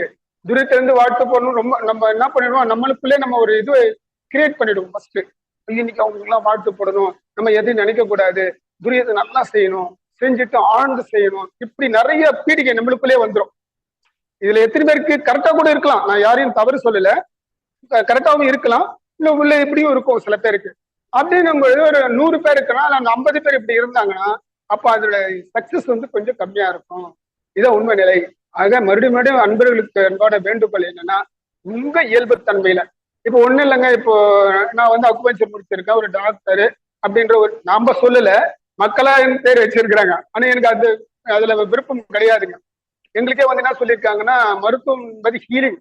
ஹீலிங் என்பது என்ன அப்படின்னா குணப்படுத்துபவர் அப்படின்னு அர்த்தம். குணப்படுத்தணும்னா நான் குணப்படுத்தல, என் இறையில எனக்கு கருவியா, என ஒரு உபகருவியா யூஸ் பண்ணி அந்த ஜீவனை சுகமடைவதற்கு எனக்கு கருவியை இயக்குவதற்கு நான் முதல்ல நன்றி சொல்லணும். நன்றி சொல்லிட்டு அதுக்கப்புறம் தான் ட்ரீட்மெண்ட்டை தொடங்கணும். அதான் உண்மை நிலை. நானே கொடுத்து குணமானாங்க அப்படி சொன்னா அது சரி வராது. நான் இது வரைக்கும் அது மாதிரி சொன்னதும் கிடையாது. ஒரு நபர்கள் கட்டி ஒரு ஆன்மா கட்டி நான் சொல்றது, நான் கருவி மட்டுமே. அவங்க என்ன இப்ப ஆன்மீகம்லாம் தெரியாதவங்க வருவாங்க, அவங்களுக்கு எந்த பாணியில சொன்னோம்னா, உங்க குல தெய்வமோ நீங்க வணங்கின தெய்வமோ உங்க இஷ்ட தெய்வமோ உங்க முதல் செஞ்ச புண்ணியமோ தான் என்ன ஒரு கருவியை இயக்குது அப்படின்னு அவங்களுக்கு புரிய வைப்பேன். உண்மை நல்லா அதுதான். இப்ப இறைவனுடைய அடுத்த அம்சம் என்னன்னா, இப்படிதான் அவங்களுக்கு சொல்ல வேண்டியதா இருக்கு, ஆன்மீகத்துல இல்லாதனால. புரிஞ்சுங்களா? அப்ப நம்ம ஆன்மீகத்துல இருக்கிறோம் அப்படின்னா நம்ம எப்படி நடக்கணும் அப்படின்னா, ஆன்மீகத்துல இல்லாத போல் இருக்க வேண்டும். அதான் டிட்டாச்சு அட்டாச்மெண்ட் ஒரு வார்த்தை. அதுல உண்மை நிலை என்னன்னா, இயல்பு தன்மையில இருந்துட்டீங்கன்னா நீங்க ஆன்மீகத்துல இருக்கிறீங்களானே அவங்களுக்கு தெரியாது, ஆனா நீங்க ஆன்மீகத்துல இருப்பீங்க. இதான் உண்மை. நீங்க ஆன்மீகத்துல இருக்கிறீங்க அப்படின்னு நிரூபிக்கணும் அப்படின்னு தனி ஸ்பேஸ் இருக்காது, தனியா முகம் இருக்காது. முகம் இயல்பா இருக்கும், அதுல இருந்து வெளிப்படுகிற தன்மைகள் வந்து இயல்பா இருக்கும், இயற்கை உண்டியதா இருக்கும், அன்பா இருக்கும். அன்பு வேறு, பாசம் கருணை இதெல்லாம் வேற வேற. அன்பு வந்து அதாவது என்ன சொல்லணும்னா பிரிவினை அற்றது அன்பு. பிரிவினைனா எப்படின்னா, இப்ப உங்க குழந்தை இருக்கலாம், பக்கத்து வீட்டு குழந்தை இருக்கு, பிஸ்கெட் வாங்கினா கண்டிப்பா உங்க குழந்தைக்கு 2 தான், பக்கத்து வீட்டு குழந்தைக்கு 1 தான் தருவீங்க. இது மனித இயல்பு. நம்ம பையனுக்கு எப்படி ஒரு 2, 3 தான் எக்ஸ்ட்ரா தான் கொடுப்போம், பக்கத்து வீட்டு பையனுக்கு 1ஆவது குறைச்சு தான் கொடுப்போம். அப்ப நமக்கு சாட்டிஸ்பேக்ஷன் இருக்கும். ஒருவேளை எல்லாரும் நீங்க நிறைய கொடுப்பவங்களும் இருப்பாங்க, நான் அவங்களெல்லாம் குறை சொல்லல, யாரும் ஒரு சிலரை சொல்றேன். சோ அப்ப அந்த வேறுபாடு எப்படி வருதுன்னா, நம்ம குழந்தைன்ற ஒரு பாசத்தின் காரணமாக இது குழந்தையில. இதுவே வந்து பக்கத்து வீட்டுக்காரங்க இறந்துட்டாங்க அப்படின்னா அது ஒரு துக்கம் விசாரித்தல் மட்டும் போகும். அதே நம்ம வீட்டுல இருந்தா அது கவலையா மாறும். இந்த உண்மை. ஆனா 2 இறப்பும் ஒண்ணுதான், 2 ஜீவனும் இறைநிலை அடைஞ்சிருக்கு. உண்மை நிலைதான். எனக்கு ரொம்ப ரொம்ப இதுவா சொல்லணும் இப்ப இந்த இடத்துல, அது எனக்கு தோணுது. மருத்துவத்துல ரொம்ப நீங்க முக்கியமா நல்ல மைண்ட்ல தெளிவா புரிஞ்சுக்க வேண்டியது என்னன்னா, மரணம் என்பது இயற்கையானது. யாருக்கு வேணா எப்ப வேணா வரும். நோய் வந்தா வரணும்னு அவசியம் இல்லை. சில பேருக்கு ஹார்ட் அட்டாக்கு, கேன்சர், எய்ட்ஸ் எல்லாம் வந்துட்டா நம்ம செத்து போயிடுவோம் அப்படின்னு வச்சுக்கணுங்கிறாங்க. அப்படி எல்லாம் கிடையாதுங்க. உங்க கர்மா வந்து ஒண்ணு எய்ட்ஸா இருக்கலாம், கேன்சரா இருக்கலாம், ஹார்ட் அட்டாக் இருக்கலாம். ஹார்ட் அட்டாக் வந்தா கூட சாக மாட்டீங்க. உங்க கர்மா டியூரேஷன் எவ்வளவு நாள் இருக்கோ அவ்வளவு நாள் இருப்பீங்க. அப்ப மருத்துவம் இங்க இடத்துல என்ன பண்ணுது அப்படின்னா, மருத்துவம் என்பது ஒரு ஆன்மீகம் தான். அந்த மருத்துவம் என்ன பண்ணுதுன்னா, பிறந்தது முதல் இறக்கும் காலம் வரை ஏற்படுகின்ற உடல் துன்பங்களிலிருந்தும் நோய்களில் இருந்தும் நீக்குவதற்கும் மரணத்தை எளிமைப்படுத்துவதற்கு தான் மருத்துவ கண்டி. மரணத்தை தள்ளி போடுவதற்கோ மரணத்திலிருந்து தப்பித்துக் கொள்வதற்கோ மருத்துவம் அல்ல என்பதை இயல்பாக புரிந்து கொள்ளுங்கள். அதே மாதிரி ஒரு ஜீவன் இறக்குது அப்படின்னா நம்ம 1008 காரணங்களை ஜோடனை பண்ணுவோம். ஐயோ 10 வயசுல இறந்துட்டானே, இன்னும் நல்லா வாழ்ந்திருக்கலாமே, அந்த கிழமை அந்த பக்கம் உயிரோட இருக்குது, அந்த கிழமை போய் சேர்ந்திருக்கலாமே, இப்படி நிறைய ஜோடனை வார்த்தைகள் நம்ம கிட்ட வரும். ஆனா அதுவும் சரியானது அல்ல. ஒரு ஜீவனுக்கு ஒரு முடிவு காலம்னு ஒண்ணு இருக்குதுங்க. அந்த முடிவு காலம் வந்து யாரா இருந்தாலும் போகணும். இப்ப நான் அக்வென்ச்சர் முடிச்சேன்றதுக்கோசம் என்னை விட்டு போய்க்க போறது இல்லை. எனக்கு ஒரு காலம் இருக்கும், அந்த காலத்தை வந்து நான் போய் தான் இருக்கேன். எப்படி பிறப்பை கொண்டாடுகின்றோமோ அதே மாதிரி இறப்பை கொண்டாடுகின்ற நிலை ஒரு மனிதன்கிட்ட இருக்குதுன்னா அவன் கண்டிப்பா இயல்பா இருக்கான்னு அர்த்தம். இருக்க முடியுமானா இருக்க முடியாது. காரணம் என்ன? பாசத்தின் காரணமாகவும் கூட வாழ்ந்ததின் காரணமாகவும் அந்த பிரிவினை நம்மளால தாழ முடியல. அந்த பிரிவுல 2-3 விஷயங்கள் இருக்கு. ஒண்ணு நபர் இல்ல, இன்னொன்னு அவங்க மூலமா கிடைக்கக்கூடிய பாசம் இல்ல, இன்னொன்னு நிதர்சனமா ஒத்துக்கணும், அது கணவரா இருந்தா வருமானம் இல்லாத போயிடுது. உண்மையில ஒரு பொருளாதாரம் முக்கியமானதுதான், அதை நம்ம இழிவுபடுத்தலாம் சொல்ல முடியாது.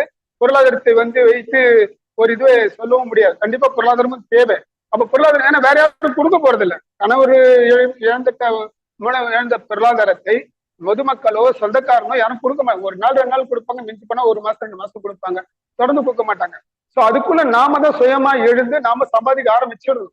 அப்ப நீங்க சம்பாதிக்க ஆரம்பிக்கன்னா நீ கவலையிலிருந்து வெளிப்பட்டாதானே, சுயத்துல இருந்தாதானே, இயல்புல இருந்தாதானே அந்த நிலையை மாற்ற முடியும். நீங்க கவலையே பட்டிருக்கன்னா இறந்தப்பட்டவங்க திரும்பி வர போறது. ஸோ அப்ப இறப்பிலும் நாம இயல்பு நிலைக்கு இருக்கிறோமானா அங்கேயும் இல்லை. ஸோ எந்த இடத்துல எடுத்தீங்கனாலும் நம்ம இயல்புல இல்லை. அந்த இயல்பை கொண்டு வருவதற்குத்தான் ஆன்மீக சச்சங்கங்களும் ஆன்மீக சொற்பொழிவுகளும் ஆன்மீக பயிற்சிகளும். அதையே நம்ம இயல்பு இல்லாம பண்ணோம்னா அப்ப சுத்தமா இயல்பு நிலைக்கே நம்ம போக முடியாது. அப்பனா ஆன்மீகத்துல இயல்பு நிலை வருவதற்கு என்ன செய்ய வேண்டும் அப்படின்னா, உடலை தாங்கியிருக்க உடல், ஆன்மாவை தாங்கியிருக்க இந்த உடலுக்கு முறையான பயிற்சி முறைகள். நீங்க முழு விருப்பத்துல வெறும் கைப்பயிற்சி செய்யுங்க, திருப்த கைப்பயிற்சி மட்டும் செய்யுங்க. கவனம் முழுவதும் கை மேல இருக்கணும், கவனம் முழுவதும் உடல் மேல இருக்கணும், கவனம் முழுவதும் நம்ம உடல் ஆரோக்கியமா இருக்கிற எண்ணத்துல இருந்து செய்யும். அந்த மாதிரி ஒவ்வொரு நிலையிலும் இயல்பு நிலையிலிருந்து நீங்க 5 நிமிஷம் செஞ்சா கூட போதும், 10 நிமிஷம் செஞ்சா கூட போதும். அது நிறைய நேரத்துக்கு செஞ்சதற்கு உண்டான ஒப்பான நேரமாகும். ஸோ ஆக இந்த இன்றைய டாபிக்ல வந்து நிறைய சப்ஜெக்ட் எல்லாம் இருக்கிற மாதிரி நிறைய வச்சிருப்பேன். ஆனா அந்த மாதிரி இல்லை. ஆனா அதுக்கு பதிலா இயல்பு நிலையை தவற விட்டவதின் காரணமாக நம்ம எங்கெல்லாம் பாதிக்கப்பட்டிருக்கோம். இப்ப இந்த இயல்பு நிலை தவறுதல முதல்ல நம்ம குடும்பத்துல முரண்பாடு ஏற்படும். இயல்பு நிலைன்னா என்னன்னா, உங்க பையன் ஒண்ணு ஆசைப்படுறான், ஆனா உண்மையில உங்ககிட்ட பொருளாதாரம் இல்லை. அந்த ஆசை வந்து அவன் அடம்பிடிச்சு கேட்டுட்டு இருக்கான். அவனுக்கு நம்ம கிட்ட பொருளாதாரம் இல்லைன்றதோ நம்ம கஷ்டப்படுறோன்றதோ கண்டிப்பா அவனுக்கு தெரியாது. நம்ம யாரும் தெரிவிக்கிறதும் இல்லை. அங்கதான் பெரிய தப்புன்ற. எல்லா கணவன் மனைகளும் என்ன பண்றாங்கன்னா, தான் பிள்ளை தன்னை மாதிரி கஷ்டப்படக்கூடாது, அது சரியான விஷயங்க. ஆனா நீங்க கஷ்டப்படுறீங்கன்றது அவங்க உணர்த்தணும் இல்ல, இது யாருமே உணர்த்தது இல்லை. ஆனால்தான் இன்னைக்கு இருக்கிற பிள்ளைங்க அம்மா அப்பா என்ன கஷ்டப்பட்டாலும் அது கவலையில அவங்களுக்கு மைண்டுக்கு வரல. அதுக்கு பதில அதிக பணமா இருக்கக்கூடிய செல்போனு, வண்டி இப்படி எல்லாம் கேட்டுட்டு இருக்காங்க. கேட்டது இவங்க என்ன பண்றாங்க, கடனை வாங்கி கொடுத்து தன் பிள்ளைக்கு தான் சொல்லிட்டு கொடுத்து வாங்கி கொடுத்துட்டு இவங்க அந்த கடனுக்காக தன் உடலையும் மனதையும் வருத்தி கொண்டிருக்கிறார்கள். நான் என்ன சொல்றேன், குழந்தையிலே உங்க கஷ்டத்தையும் நஷ்டத்தையும் உணர்ற மாதிரி செய்யணும். உணர்ற மாதிரி செஞ்சுட்டா அவன் கேட்காத மாதிரி இயல்பு நிலைக்கு வந்து, ஆமா நம்முடைய நிலை இதுதான், நம்ம நிலைக்கு என்னவோ அதை தான் நம்ம பார்க்கணும், அதுதான் உண்மையான இயல்பு நிலை. இப்ப நம்மளுக்கு மாதவரமா 10,000 அதானே இயல்பு. அவன் 20,000 ரூபாய் வண்டி கேட்கறான்னா அது இயல்பு அற்றது. நீங்க என்ன பண்றீங்க, அந்த இயல்பு அவங்ககிட்ட காட்டுறது இல்லை. ஐயோ தான் பையன் என்னாச்சு கேட்டுட்டானே, நம்ம கடனை வாங்கியா செஞ்சிருவோம். அங்கதான் உங்க இயல்பு நிலை மாறுகிறது. முதல்ல சின்னதா இயல்பு நிலை மாறும். அதுக்கப்புறம் அவன் என்ன பண்ணிடுவான், எதை கேட்டாலும் வாங்கி தராங்களேன்னு சொல்லிட்டு அவன் மேல் கொண்டு கேட்டுட்டே இருப்பான். இந்த இடத்துல எங்க இயல்பு மாறுதுன்னா, உங்க பாசத்தின் காரணமாகவும் ஆசையின் காரணமாகவும் மகன் மேல் இருக்கின்ற பற்றுதலின் காரணமாகவும் நீங்க கடன்காரன் ஆவறீங்க. பையன் வீணா அதை அழிச்சிட்டு இருக்கான்.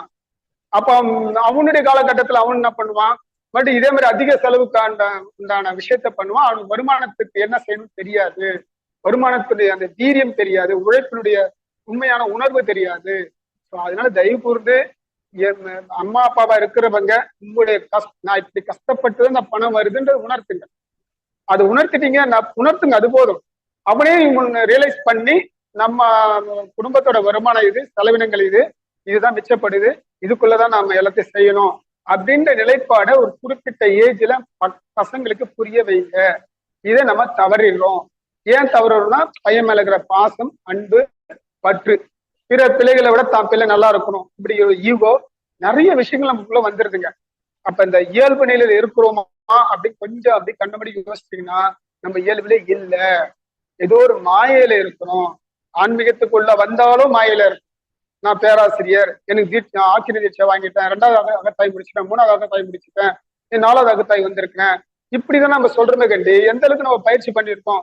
ஆனா உண்மையிலே சொல்லுங்க, எனக்கு கிடைச்ச அந்த பேராசிரியர்கள் நான் ரொம்ப ரொம்ப பெருமைப்படுறேங்க. நாங்க தீட்சை எடுத்து ஒரு வருஷத்துக்கு மேலே ஆயிடுச்சு எனக்கு ஆசிரியர் பயிற்சி கிடைக்கிறதுக்கு.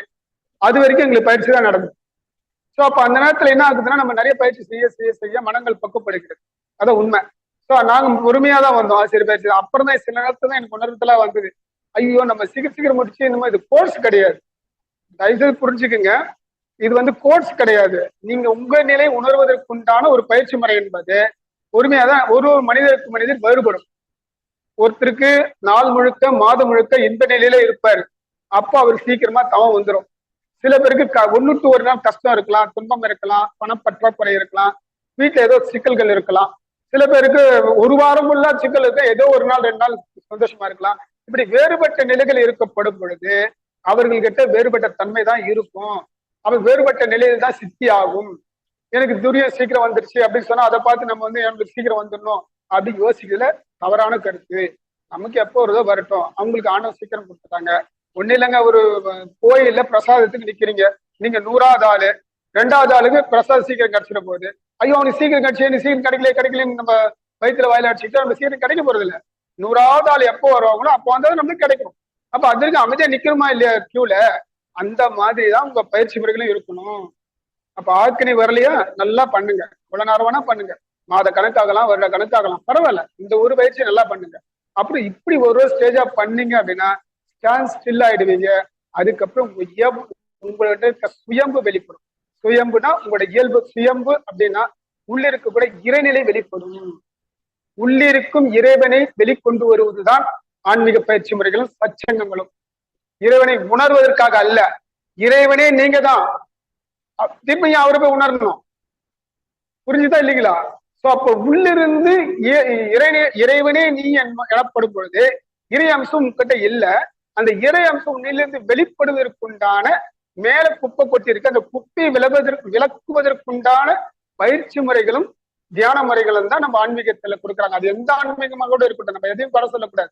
ஒருத்தருக்கு பிடிச்சிருக்கு, அதான் ஒருத்தருக்கு ரோட்டு ஹோட்டல பிடிக்கும், ஒருத்தருக்கு 5 ஸ்டார் ஹோட்டல பிடிக்கும்.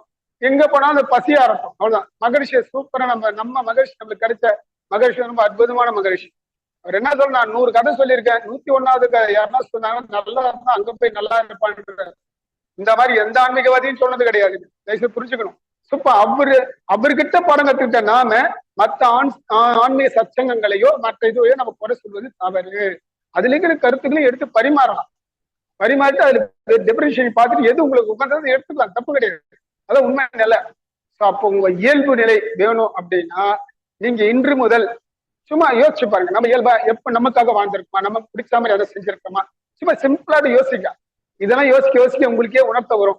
அப்ப உணர்ந்துட்டீங்க அப்படின்னா அப்ப தன்னாலே நம்ம இவ்வளவு எல்லாம் தப்பு பண்ணிருக்கோம், இவ்வளவு யுகவா இருந்திருக்கோம், இவ்வளவு கோபமா இருந்திருக்கோம், இவ்வளவு கண்ணிங்கா இருந்திருக்கோம், இதெல்லாம் தெரியாம நல்லா புரிஞ்சுக்கணும்.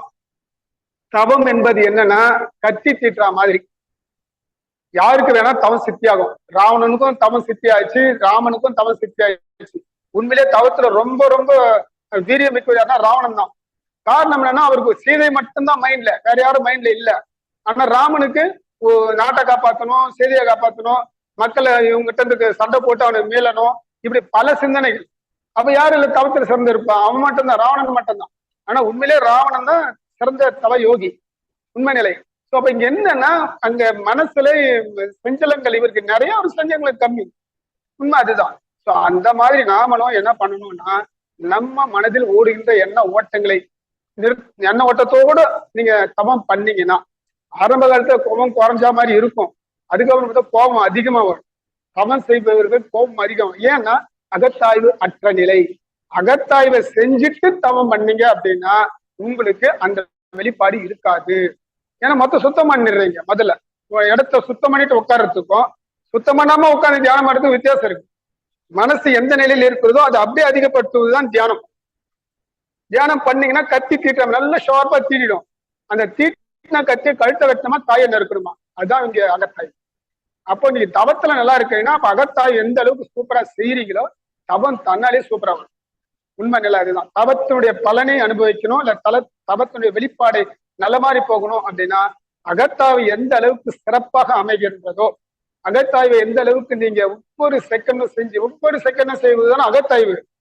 சும்மா ஒரு முள்ள உட்காந்து திரியதவம் செஞ்சுட்டு அதுக்கப்புறம் எழுதி டிக்கடிக்கிறது அகத்தாய்வு அல்ல. அது ஒரு பயிற்சி முறை, அவ்வளவுதான். பயிற்சி முறை செஞ்சுட்டு அகத்தாய்வு முடிச்சிட்டேன் அப்படின்னு சொன்னீங்கன்னா உங்க மனதில் மாற்றம் வராது. அப்பப்பவே அதுக்கு மாற்றம் கொடுத்தணும். நம்ம மேல தப்பு இருக்கா, தாராளமா போயிட்டு யாருக்கு அந்த நபர்கிட்ட சாரிப்பா என் தான் தப்பு, மன்னிச்சுக்கோ, தெரியாம சொல்லிட்டேன் அப்படின்ற நிலைப்பாடு நம்ம கிட்ட இருக்கணும். அப்படி சொல்லிட்டா உங்களுக்கு சாட்டிஸ்பேக்ஷன், நம்ம தப்பு நம்ம அவர் மன்னிக்கிறாரு இல்லையா, நீங்க மன்னிப்பு கேட்டுட்டா இறைநிலைமை உங்களை மன்னிக்கும் முதல்ல. நீ செஞ்ச தப்பு உணர்ந்துட்ட, பரவாயில்ல, என்னுடைய தன்மை கொஞ்சம் வெளிப்படுத்திருக்க அப்படின்னு சொல்லும். இதுதான் உண்மை. அதனால இதுக்கு மேல இது இப்ப கொடுக்கப்பட்ட கருத்துல சில முரண்பாடு கூட இருக்கும். தயவுசெய்து முரண்பாடை முதல்ல எனக்கு சொல்லி என்ன திருத்துங்க. முதல்ல நான் தவறு செஞ்சேன், நான் திருந்தணும் இல்லையா? சோ இது எனக்கு சொல்லக்கூடிய ஆட்கள் நிறைய பேர் இருக்கலாம், நீங்க ரொம்ப சிறப்பான ஆட்கள் இருக்கிறீங்க. சோ அவங்க கூட எனக்கு சொல்லி, ஐயா நீங்க இதெல்லாம் சொல்லிருக்கீங்க தப்பு, இது இயல்பு நிலையில இவ்வளவு நேரம் பேசுனீங்க, நீங்களே இயல்பற்ற நிலையில இவ்வளவு சொல்லியிருக்கீங்க, தாராளமா சொன்னீங்கன்னா என் இயல்பு நிலை உணர்வதற்கு உதவிய உங்களுக்கு நன்றிகளையும் வாழ்த்துக்களையும் தெரிவிப்பேன். இதை உண்மை. சோ ஆக இது பேசிட்டு போனா ஒவ்வொரு செக்டார் எடுத்து பேசணும்னா ஒவ்வொன்றுத்துல ஒரு மணி நேரம் வரும். அப்படி பேச பேச பேச பேச பேச்சிலேயே கூட நம்மளுக்கு அதுவே ஒரு அகத்தாய்வு தான். சொல்லி சொல்ல இப்ப கூட நிறைய பேர் யோசிச்சிருப்பீங்க, ஆமா இது இந்த மாதிரி, ஆமா இது சொல்றது கரெக்ட் தான். சில பேருக்கு இதுல இவர் சொல்றது முரண்பாடா இருக்குது, சில பேருக்கு இருக்கலாம். யாரு கரெக்ட்னு நினைக்கிறீங்களோ அது ஒரு அகத்தாய்வு மாதிரி அவங்களுக்கு. யாரு முரண்பாடு நினைக்க எனக்கு அகத்தாய்வு மாதிரி, அவங்க எனக்கு சொன்னாங்கன்னா எனக்கு அது அகத்தாய்வு மாதிரி. அப்ப அகத்தாய்வு தான் உங்க நிலையை மாற்றத்தை ஏற்படுத்தும், தியானத்தை சிறப்புற செய்யும் என்பதை சொல்லி இன்றைய நிகழ்வை நிறைவு செய்கிறோம். வாழ்த்துக்கள். வாழ்க வளமுடன். இதுவரைக்கும் அமைதியாகவும் பொறுமையாக கேட்டுக்கொண்டிருந்த தமிழ் ஆனந்த யோகா அன்பர்கள் அனைவருக்கும் நன்றிகளையும் வாழ்த்துக்களையும் தெரிவித்துக் கொள்கிறேன். நீங்களும் உங்கள் அன்பு குடும்பமும் பூரண ஆரோக்கியத்துடன் நீண்ட ஆயுளுடன் வாழ்க வளமுடன். இதற்கு இறையலும் குருவும் துணை புரியுமாக. வாழ்த்துக்கள். வாழ்க வளம்.